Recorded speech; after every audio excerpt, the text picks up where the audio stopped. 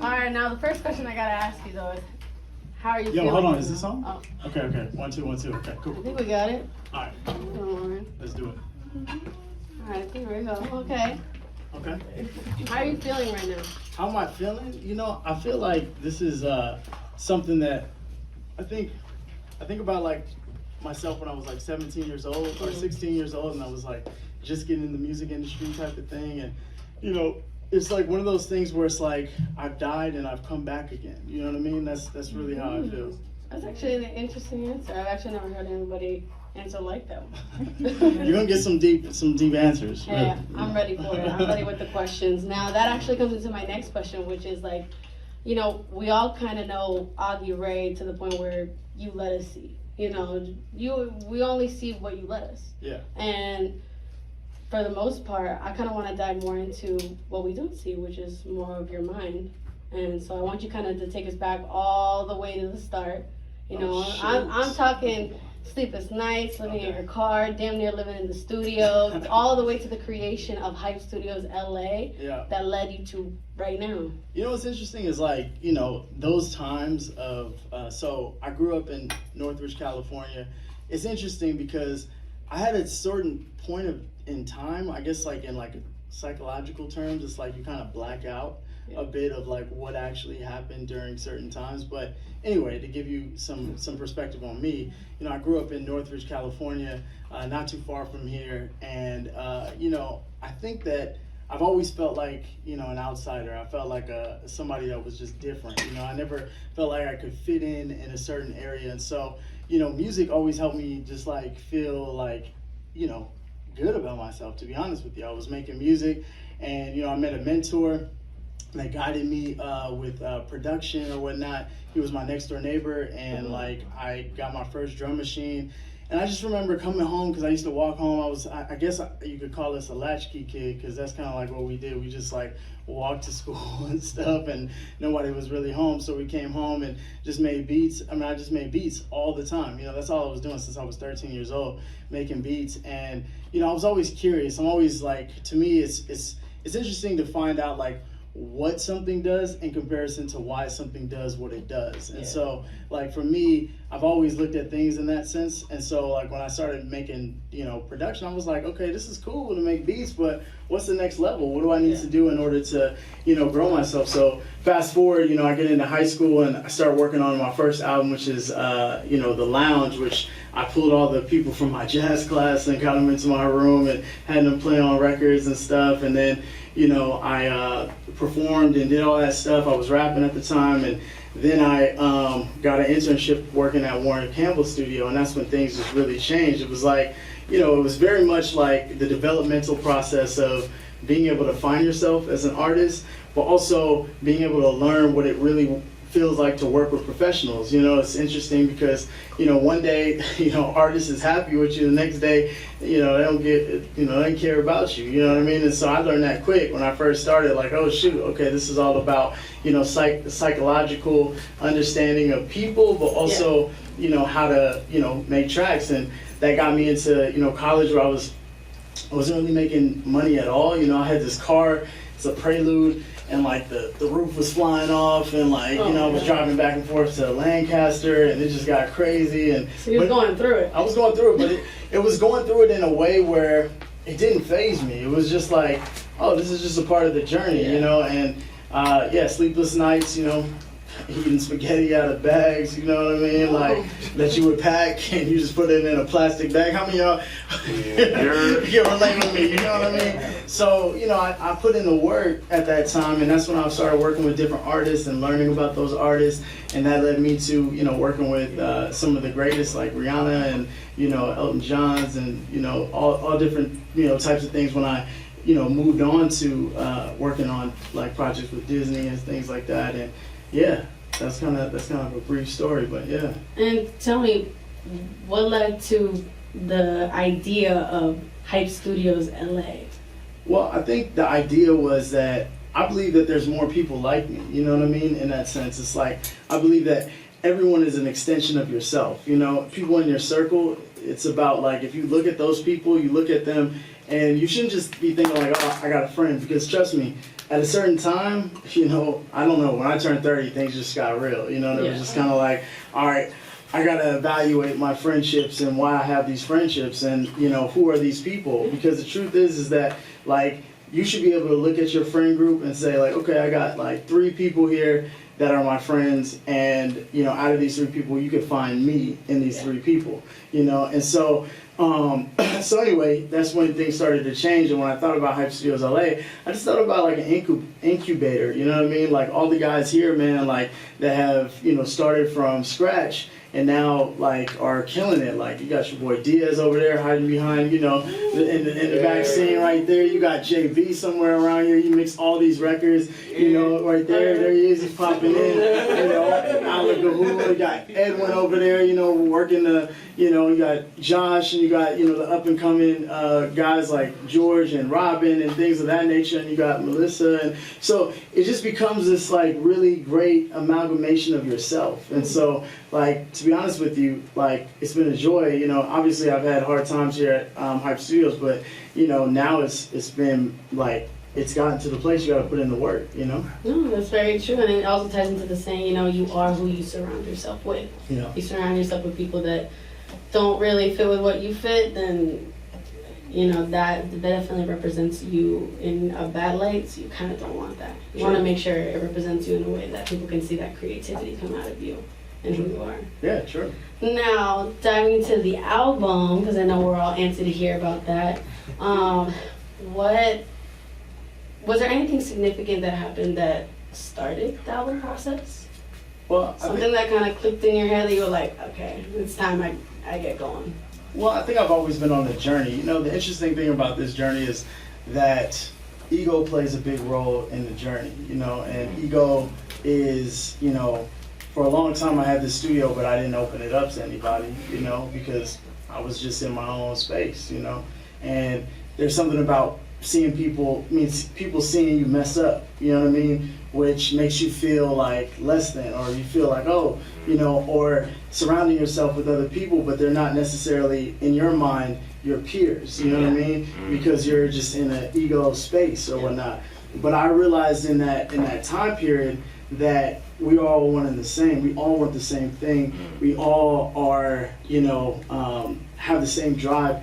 Everybody is authentic in the way that they do what they do. You know, I think that we live in this world where, I mean, I was just listening to Drake AI and I was kind of bouncing to it, you know what I mean? I was like, yo, dude, Drake AI might be better than Drake, you know?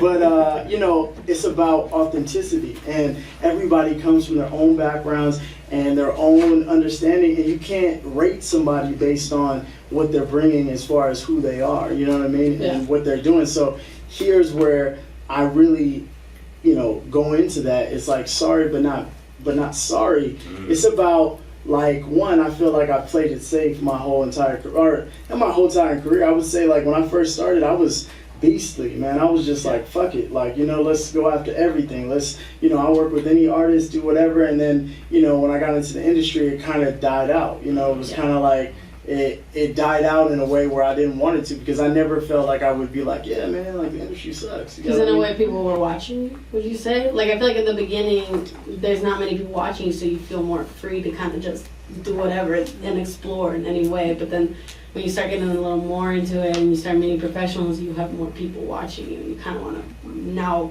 perform in a way that doesn't fuck up. Yeah, I mean, that was like, you know, the kid on the monkey bars that was doing all these tricks and nobody saw it, you know? And then, you know, people were like, oh shoot, like, this dude's on the monkey bars like every day, you know what I mean? And then, you know, people started watching and seeing, and that felt good, you know? But it was a false sense of self, you know? It was a false sense of identity, because I was loving this identity of being seen, you know? And I realized, like, over time that being seen is not about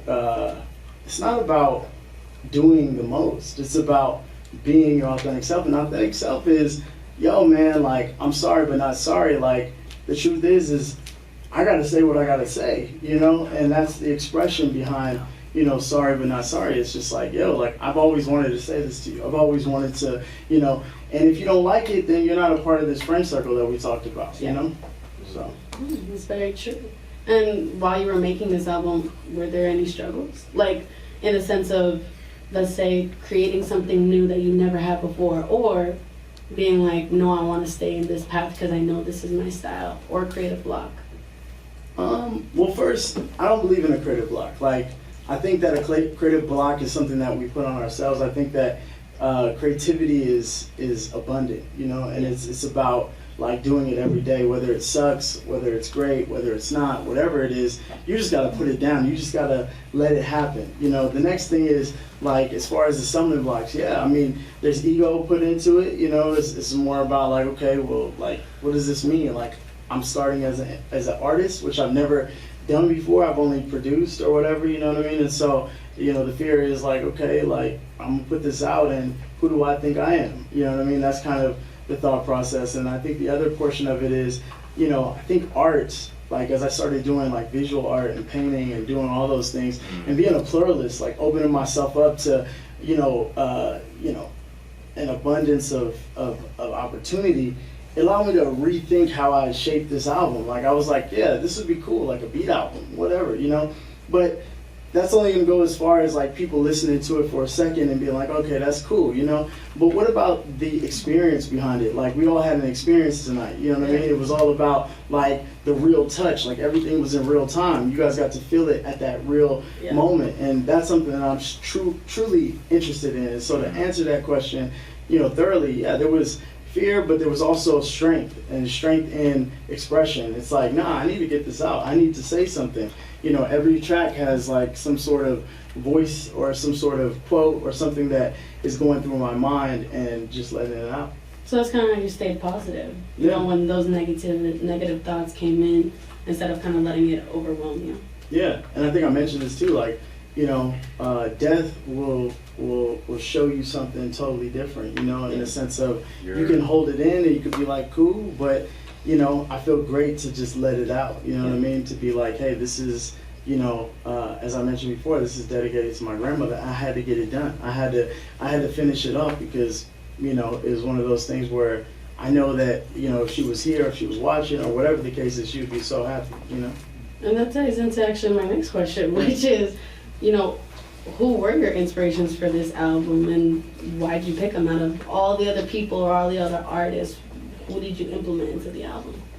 I mean, first and foremost, Jay Dilla. I mean, like, you know, the truth is that Jay Dilla, the reason, like, there's no AI that can emulate Jay Dilla. Like, there's none. Like, Drake, maybe, you know, because Drake is, you know, look, I think Drake, to be honest with you, I'm not gonna go on a tangent, but I think Drake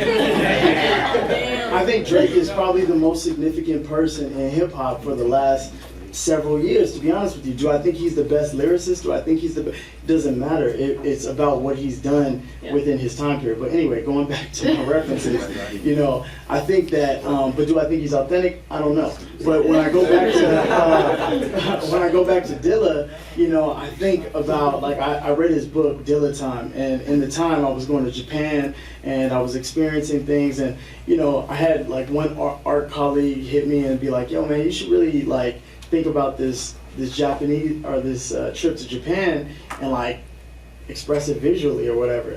Once again, like compartmentalizing my strength or my idea of, you know, art. And I said, oh, okay, well, honestly, I feel like musically I'm intact. I feel like this is something I really want to, you know, lock in on. So when I was listening to Dilla Time, I was just like, whoa. Like, first off, Dilla gives us, you know, like a bird's eye view of our culture as African Americans, right? So something that we don't know when we're listening to music, we're listening to our culture, not culture in the sense of like how it's used today, where it's just like, oh man, do it for the culture. What is the culture? You know what I mean? Like the culture of slaves, the culture of, you know, like of all these random things. No, the culture of breaking the rules, you know what I mean? And reinterpreting what the rules are. Hip hop is the biggest genre in the world, you know what I mean? Jay Dilla single-handedly was able to tap into polyrhythms, tap into,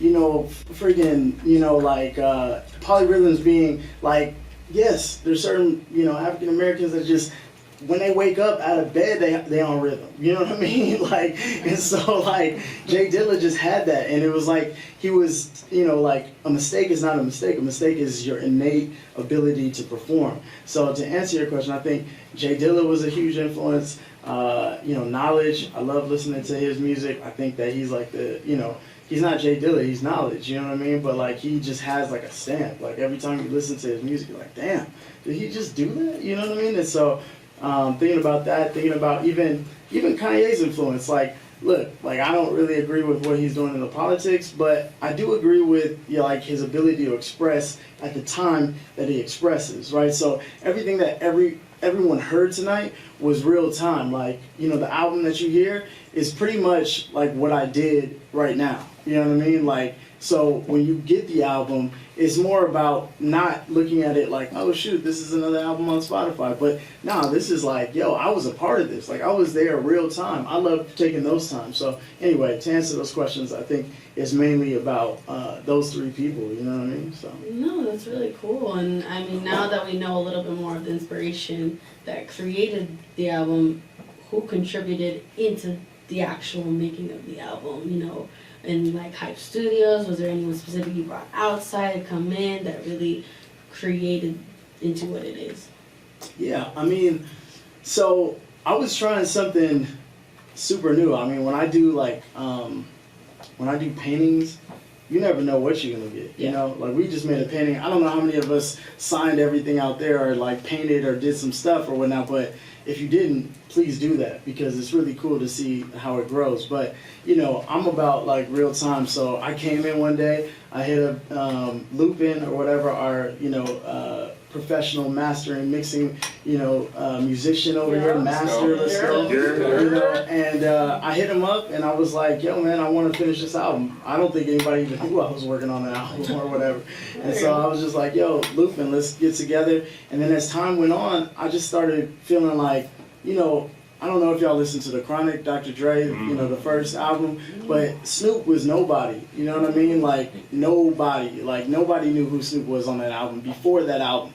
Once that album came out, it allowed Snoop Dogg to be, you know, the guy he is today. You know, Doggy Style came after that, all that stuff. And so I thought about, like, Hype Studios in the same way. I was like, yo, like, nobody knows who we are, you know what I mean? Like, we're just in the corner doing our thing or whatever, just developing, you know? And that's when I reached out to, you know, Diaz. He was here. I was making beats. I was like, yo, man, hop on this bass line, you know what I mean? Let's see what happens or whatnot, right? Josh is in the back somewhere or whatnot. I've heard him, you know, rapping and doing his thing, but he just has, like, a really great energy and a passion, you know what I mean? And so, you know, we recorded one song on an iPhone and just threw it, you know, in, like, you know, it's a song called Pull Up, where it's on an iPhone, specifically on an iPhone on purpose, because I didn't want to take this album with, like, the commercial viability, if you understand what I mean. Like, where it wasn't about, like, okay, let's get him in the booth and have him spit a freestyle. You know, we got Stoop on there, you know what I mean? Like, he's on, let's give it up for Stoop, man. You know, I randomly called Stoop on that same week. I'm like, yo, man, come through. And he comes through and I said, yo, this is the beat you're going to hop on. You know, I'm sure you don't hear that all the time. This is the beat you're going to hop on, man. Like, I don't care. I don't want you on anything else. This is the beat. I'm sure you heard some beats tonight. He was like, oh, I could have hopped on that too. But it's about putting pressure on people. You know, I saw him come in. He's like, okay, cool. And then he goes outside and he stooped down, you know, like with his phone. And he's on his phone, like spitting a freestyle. I was like, yo, I want it to sound like a freestyle. I want it to feel like a freestyle. So I don't want to hear it. Just lay it. You know, and that's what you got, real time. Wow, that's really cool to hear. Everybody give a round of applause. Now, as we're coming to the end of the Q&A, I have two more questions for you. And, you know, one of them is, as I saw the album cover and I hear this album, I definitely get that very inner child-like vibe. And, because I feel like that's what you were kind of going for, you know? Yeah. And so, what beats or what specific song would you say kind of made you feel like that? What song made me feel like a child? I mean, I think all of them have that kind of playfulness to it. But to be honest with you, I love, like, dirty South music. You know what I mean? I like, to be honest with you, like, I'm a West Coast dude, but I just love, like, how it's just about like a story and a feeling, and you know the 808s are just hitting you in the face and you're just kind of flying. And so I think Pull Up is like my favorite song on this album, to be honest. Like, and Pull Up is the song that has, you know, Josh on there, has Lupin's freestyling for the first time. You know, but the feeling is there, you know what I mean? And so like I think we played a lot on this album, and I'm super excited. And that was important to you, making sure that album felt like a kid again. Yeah, totally. All right, and now the last question is, if you could go back to your 20s, back to 17, 18, up and coming artists, is there anything that you wish someone would have said to you that you can give to other people now? I think honestly, to be honest, when I was 20 years old, I was definitely like I was in my head, very like, you know, I had like ego happening, not like up, like if you met me, you wouldn't be like, oh, this dude's ego, like it's just like happening in my head, you know? And so people would tell me stuff, like my mom's told me so many things about myself that, you know, I'll be honest, like I didn't really listen to. Like thinking you know better. Yeah. Thinking you like you don't even need to hear it. Yeah, I mean, I'm more like, oh yeah, but no. Yeah. But, you know, but to be honest, I think what I would have listened to is, hey man, like, don't worry about the mess. You know what I mean? Don't worry about like the pain. Don't worry about like the hard times. Know that you are. You know that you are special. You know, you have something to give to this world, whether it's with 5 people or thousands, you know, or millions or whatever. Like, just know, like, you just got to keep doing your work. You know what I mean? And everything else is going to align, because that's what your destiny is. I mean, that's what I feel like my destiny is. It's like Hype Studios is one spot, you know what I mean? But what I'm going to do, you know, within the next couple of years is it's going to be infinite, you know what I mean? So if y'all fuck with me, you know what I mean? Like, let's go on this journey. You feel me? Let's go. All right, everybody, a round of applause for Augie.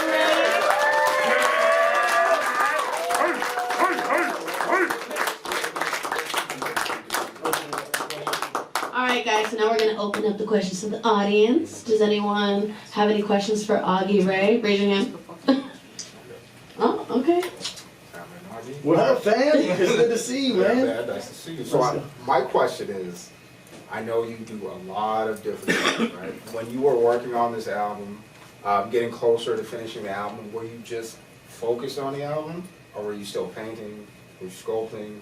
I know you were in Japan for a little while. Yeah. Like, was it just one of the many things that you do, or did you take time out specifically for it? I think I took time out specifically when I was in it, you know, like, I went to Japan with my brother, and, you know, like, that was an amazing experience. Like, if you've never been to Japan, you should definitely go. It's not even like a floss or a flex or anything. It's just like, yo, everything is there. Food, fun, all this stuff. But getting back to your question, Phil, it's like, you know, I'm a tunnel vision type of person, you know, like, whatever I do, I'm focused on that, like, straight up. Like, this is what I'm doing, this is what I'm doing at the moment. And so the way that I went about it was I kind of left it out of my head. Even this listening party, it just came out of nowhere. It was like, yo, throw it out there, let's see what's up. But instead of being so strict, what I did was I looked at these songs and I said, okay, I'm just gonna make a beat a day. Doom, doom, doom. And in between I can draw, I can do whatever I need to do, just make a beat a day or whatever. And then I'll find the songs that work together, you know what I mean, after that. And so as I found those songs that work together, the album just kind of came together. That's when I actually wasn't even finished with the album. I'm sure Lupin could tell you, you know, I was coming in like every time we were working, like, all right, let's mix this one too, let's master this one too, let's finish this one.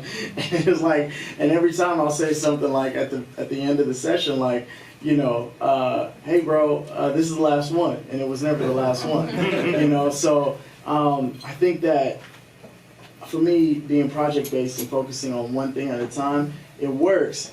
But I like to, now that I'm in this pluralist, you know, like understanding of like who I am. I'm not in it, I was always a pluralist, and pluralist is plural for doing multiple things. You don't have to be one thing. You don't have to be boxed in. You know, you can be all different types of things. Don't let nobody tell you anything else. And so that's what the moniker of pluralist is. But getting into that was just like being able to have this over here, because my next movement, like, I don't know if they told you at the door, but everything that you buy today, right, supports the next exhibition that I'm gonna do. So this is not about like, hey, I'm trying to make money. It's not even about that. It's like, yo, let's build more structures. Let's do more things. So to answer your question, I'm already working on my next project, which is probably gonna be a visual thing. You know? Yeah. Nice. All right, guys. Does anybody else have any questions? No. No. Huh? No. Okay. What up, fam? How you doing? What up? Well, Okay, let's go. My introduction to you has just been visually. You're a brilliant artist and painter. This is my first introduction to you musically, and my question is, what are some of the inspirations that you draw from musically, having multiple outlets for inspiration? Knowing you artistically is one thing, but this is a whole new level of seeing you express yourself musically for me. So, what are some of your inspirations when it comes to being able to express yourself so differently in so many different avenues, teaching, art, visual medium, music? Nice. Nah, I mean, to be honest with you, I have to say, man, like going back to Kanye, you know, it's like I studied Kanye for a long time, you know, just thinking like, wow, this dude, Kanye, man, like, you don't know that he's interning for Fendi, you know what I mean? Like, wait, what? He's interning for Fendi and then he's doing, you know, like, whatever he's doing, all these other stuff. Obviously, I don't agree with, you know, like the politics, but to be honest with you, it's about, like, when I studied, you know, guys like Kanye, and then thinking like, man, this guy can do everything. And I look at like Pharrell. I mean, he's about to be the creative director of Louis Vuitton. You know, I look at like Daniel Arsham. You know, I look at like Picasso. I look at guys like, you know, even George Condo and like a few other like really talented like Basquiat. You know what I mean? Like I'm drawing inspiration from all of these people that are pluralists. You know what I mean? Like Basquiat was a pluralist, like most people don't know, but you know, he was doing music, you know what I mean? He was doing shirts, you know what I mean? He was one of the first people to put out shirts, like, you know, art on the shirt, you know what I mean? Like he understood what it meant to go somewhere and then to take all these things and say, hey, here I am, you know what I mean? Like Andy Warhol's and stuff, you know, regardless, it's like that dude was doing multiple things, you know what I mean? And so for me, I felt like my extent in the music industry, you know, as I'm still working in the music industry, but it's just that that time period was boring. It was just like, damn, like, okay, I just make a beat for this artist and that's cool, you know what I mean? When we move on to the next thing, it's like, nah, man, I want to expand. I want to like really be who I actually am. And so to answer that question, you know, thoroughly, I think those mainly being my influences when it comes to, and also studying like Marcel Duchamp and like, you know, another one that I really enjoy is, what is that dude's name? There's another artist, but you'll learn a lot when you start digging into art, you know, because it's kind of like interesting how they go about like their paintings and stuff. And so adding that to, you know, my repertoire when it comes to thinking has really helped a lot. William de Kooning, that's who it is. If you look at his stuff, it's crazy. Go ahead. So my question is, your music is obviously instrumental sampling wizardry, and I was curious if there's a story that you kind of imagine in your head for any of those specific songs when you hear it, when you were making it, what's the character of one of those songs? Yeah, let's give it up for Hayden in here. I don't know where Hayden is, but he's somewhere over here. But you know, the reason why I want to shout out Hayden is because, like, I don't know, everyone watched the documentary, right? Everybody got a chance to check that out. If you didn't, please stay and you can watch the documentary. But, you know, as far as, like, visual, I look at, like, to me, I've always thought instrumentals were, like, you ever watch Charlie Chaplin? You know what I mean? Like, and, like, this dude just running around doing all this stuff and the music is just playing with him or whatnot. And like, that's how I look at my visuals. I look at it like, what do we have behind me? You know what I mean? Like, what is the vibe like? You know what I mean? What is like, you know, the aura? So to answer your question about, you know, creating videos, yeah, I see every single song on this album not actually having vocals, you know what I mean? But actually being a score or a soundtrack to, you know, with the music, you know what I mean? So that's kind of where I'm at. Is there a story that you imagine in your head for any of those songs? Like something that's like when you were in the creative process, say like Pull Up, like you were talking about Like, what do you see in your head when you're making that? Yeah, I mean, pull up just sounds fun, you know what I mean? It just sounds like, yo, like, honestly, like, the way I work is, like, you never know. I might call all of you guys and be like, yo, let's go on the top of the roof, and you just, like, you know, act crazy or whatever, and, like, who could do the craziest thing? I mean, you know, this painting is an experiment. I just wanted to see what everybody could let off their chest. You know, some people might be afraid to, you know, tap on that painting, but the painting is sorry but not sorry in the sense of, like, what would you say to somebody that you wouldn't say to somebody? You know what I mean? Like, if you had that ability, and you can draw a painting, a picture, but to go back to pull up, that's what it is. It's collaborative fun. Cool. Yeah. Now, your whole brand, not your whole brand, but basically you're encapsulating being a pluralist. And I think all of us, to a certain extent, we are. We're doing multiple different things constantly. But it's very difficult to balance everything and be really great at multiple things. So how do you navigate that in your own way? Like, do you just let feeling guide you? And like, because you can't technically do everything at once. You have to pick up, put down, and switch things around. So do you go based off of a calling? Do you go based off of like an actual routine that you try and implement every day to touch on every single thing? And then also, to kind of second that, is do you let the pressure of like having a time stamp on things, of achieving your goals, kind of direct you as well?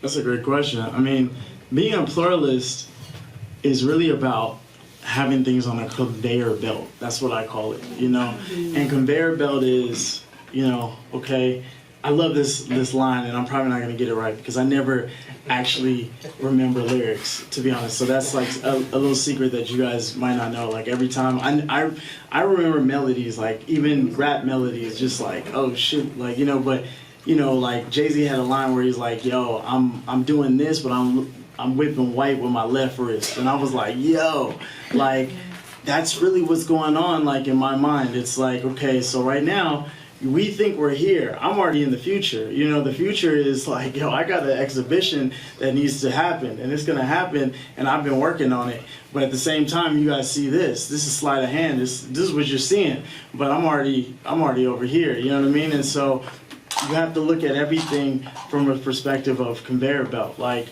how long is it going to take you, right? Is it going to take you 6 months to finish this project? And if so, then in 3 months, can you start working on something else? And then, you know, like once 6 months comes, then you have 3 months ready to go or whatever, right? And the same thing for whatever else you're working on or whatnot. As you open up or whatnot, you're like, oh, I have a project right now that I thought was going to take 3 years, and it arrived today. I mean, it arrived like today, you know. I was like, yo, I gave myself 3 years. Like, okay, I'm gonna do a docu-series on this and this and this, and it just was like, boom, a deal happens, and you're like, okay, so what do you do at that time when all these things hit? Like, I was working on this album, and I was tunnel vision, but at the same time, this thing comes along. I go, all right, cool. I'm gonna give it. Well, let's look at it as weeks, days, and hours and minutes.